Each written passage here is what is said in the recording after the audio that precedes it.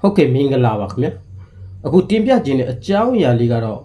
ဇန်နဝါရီလ23ရက်နေ့တောက်ကြနေ့ညမှာကျင်းပတော့မယ် One Friday Pride 139ပြိုင်ပွဲမှာမြန်မာဖိုက်တာ4ယောက်အထိပါဝင်လာမှာဖြစ်ပါတယ်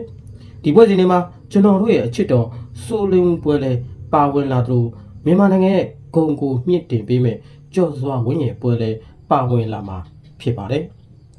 ဒီပွဲစဉ်တွေမှာဝမ်းရဲ့ဗရန်ဒန်ဝိတ်ခေါင်းစဉ်အောက်ကနေထိုးသက်ကြရမှာပါကျွန်တော်တို့ရဲ့စိုးလင်းဦးကလည်းထိုင်းမှာလာရောက်လေ့ကျင့်လို့နေပါပြီကျော်စွာဝင်းကတော့ဂျပန်ဖိုက်တာနဲ့ပေါင်140တန်းမှာထိုးသက်ရမှာဖြစ်ပါတယ်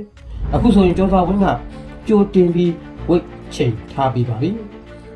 တမ္ပဝိတ်ဝင်ထားပြီးဖြစ်လို့အစင်တက်အနေထားနဲ့ပွဲထိုးဖို့စောင့်ဆိုင်နေပြီလေဖြစ်ပါတယ်ပွဲထိုးဖို့ကတောက်ကြနေဆိုတော့ကြားမှာ3ရက်မြစောင့်ဆိုင်ဖို့လိုပါတော့တယ်ဆိုတော့ကျွန်တော်တို့ရဲ့မြန်မာဖေးသက်တွေအနေနဲ့ကျွန်တော်တို့ရဲ့ဖိုက်တာတွေကိုဝင်းရအားပေးဖို့တိုက်တွန်းပေးရစီဗျာ